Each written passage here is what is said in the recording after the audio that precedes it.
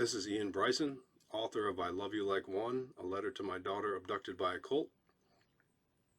Today is July 16th, 2024, and I'm going to be making question and answer video part 2.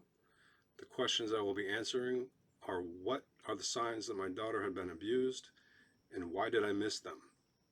I'm going to go over why did I miss them first. The first reason is that I trusted my wife completely and blindly. It was incomprehensible to me that my daughter, who was age 3 when I first started noticing signs that she had been abused, could be the victim of abuse, and that her mother could be involved. My first wife knew how to control me, and she knew how to redirect me. After the returns from Poland, things in our home were so completely crazy that all I wanted was normalcy again. I couldn't think clearly. I had high anxiety and panic attacks, and diarrhea and sweats, both just walking around and while I was in bed. I was alone in the Netherlands without friends or extended family close by. I was afraid to betray my wife. If I could have comprehended that what was happening, then I would have done more, but I had a natural inclination not to step out of bounds and tell people about my wife or do things without her approval. During the last 3 weeks that we were together, I did go to our counselor several times, and I was desperate. I was terrified. I told him that my first wife was saying I'm taking our daughter back to Poland, that she had her passport, and that I didn't know what to do. He said that she couldn't do that because it would be illegal, and he said that he would reach out to her and for me to be patient. During the last 3 weeks we were together, I did also go to the police and tell them that my first wife was threatening to take our daughter back to Poland and that she had her passport. The police told me there was nothing they could do, and they gave me a list of family law attorneys and sent me on my way. I thought I had time. They were back in my home, and I didn't believe my first wife or understand what she was telling me. It wasn't until after the abduction that I could see it. The day after the abduction, on the phone with my dad, I asked, what can someone even do with a 3-year-old? And then it hit me like a ton of bricks.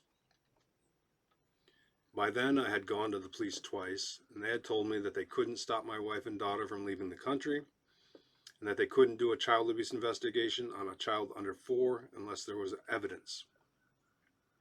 My daughter was 1 month away from being 4 years old. I told them that my daughter was the evidence, but again they sent me home and they told me not to come back. Since this time, I haven't stopped trying to get my daughter evaluated for severe child abuse inflicted by caregivers. It's now been almost 14 years. I was abused as a child. When I was 7 years old, I said the derogatory word for poop to a 12-year-old neighbor girl named Jennifer. The punishment for this was either to get spanked or to have my mouth washed out with soap. Jennifer told me that if I didn't do what she told me to do, that she would tell my mom. Then she started bringing me into the woods and telling me to pull my pants down, first alone and then with one of her friends. She made me lay under a blanket and made me touch her as she touched me. I tried to tell my mom, but she didn't understand me.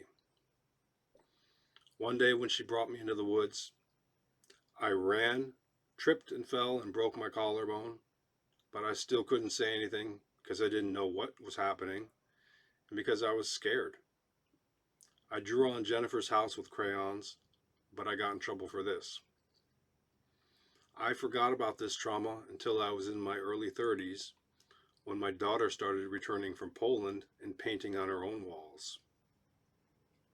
When I did remember my own trauma, I still couldn't draw a connection that my daughter could be doing the same thing, because to me it was impossible that my child could be the victim of abuse.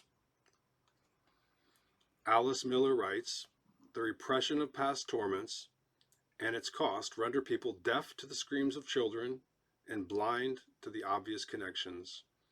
I was deaf and blind. I noticed signs and symptoms of child abuse after every return from Poland after my daughter was around 3 years old. At the time, I couldn't recognize them as such because of the factors I've already mentioned. For the purposes of this video, I will go over the signs and symptoms that I witnessed after her last return from Poland to our apartment in The Hague. My first wife and our daughter were in Poland from September 2010 until December 8th, 2010. The moment I saw her, I knew that something was wrong. Again. I ran from the tram stop to our apartment in anticipation of seeing my girls. I couldn't wait. My first wife and our daughter came down the stairs to let me in, and it was as if a dark cloud followed them that I could almost see. My daughter was clinging to her mother, unresponsive, as if she were in a trance. She didn't acknowledge that I was there, and I had been gone for 3 months. It was like she had just run a marathon and had zero energy left to give. The next thing I recognized was that both my wife and daughter were speaking in baby talk. This was something that only happened after returning from Poland. I put my daughter on the couch and turned on the TV so that I could talk to my wife in the kitchen. This is when she told me, "I hate you and I've always hated you. I'm taking our daughter back to Poland for Christmas or New Year's because of mind control. My family is a cult. I have something like Stockholm Syndrome, and my dad has created a red herring, and no one's going to believe you." When this conversation was over, I turned off the TV so that I could interact with my daughter, and she immediately started crying uncontrollably. My daughter told me, "I help mommy when she's sick." And then she proceeded to ask her mother over and over, "Mommy, are you okay? Mommy, are you happy?" She didn't want to leave my side and was always anxious around her mother. Once her mother came into her room when we were playing together, and my daughter pointed at the door and said angrily, "Mommy, you go there," instructing her to leave us alone. The first evening, when it was time for her to shower, she began screaming in terror, "Not my pee-pee, not my pee-pee. My pee-pee is special, not my pee-pee," over and over again. My wife told me it was a soap irritation. I told her it wasn't a soap irritation, that it was the same terror that our daughter had after the last return from Poland. I told her we needed to see a doctor. I asked her, "Why does this only happen when she returns from Poland, and what kind of soap are they using, and why do they keep using it?" She just repeated to me that it's a soap irritation and made me drop it. This continued for about the next 2 weeks. When changing our daughter for bed, my wife said, "Show Daddy your bruise." My daughter looked at her confused, but my wife said again, "Yes, show Daddy." So she did. A big, round, deep bruise on her buttock. My wife asked, "Where did you get it?" My daughter again looked for reassurance and then responded, "Dziaduś," which is the Polish word for grandpa. In addition to the baby talk, I noticed that my daughter's memory was not what it had been. We often did puzzles and games together, and I had been teaching her ABCs as well as adding and subtracting. It was as if we had gone back in time a year or more. She often hyperventilated and had panic attacks for no apparent reason. When this happened, I held her and sung to her. I had absolutely no idea what was going on. She began having accidents in her pants and in her bed. She had trouble defecating and would often cry when she was trying. She had no appetite. When it was time to eat, she just sat in silence. My wife would tell me she's not hungry, and when I looked at her confused and said, "Yes, she is," she would just repeat, "No, she's not hungry." My daughter came into the bathroom once when I was peeing and said, "You look like Grandpa," and then she walked away. I tried to confront my wife about this, but she turned her head and would not speak to me. My daughter crawled through my legs when I was walking down our hallway and said, "Stinky balls, stinky balls." I looked at my wife in terror, but again, she just turned her head and looked away. Once, when all three of us were on the couch, my daughter started saying, "Ya, ya, ya, ya," over and over again. "What is ya, ya?" I asked my wife. "That's what my dad calls balls," she responded. I felt like I was going to explode. My daughter came into my wife and I's bedroom at night, terrified, and said, "Monster." "There is no monster," I said. "Yes, there is," my wife reassured me. My daughter painted on her walls over and over again, even though I asked her not to. She flooded the sink that was in her bedroom all over the floor. She intentionally spilled milk multiple times during meals, and I simply filled her glass again and cleaned it up.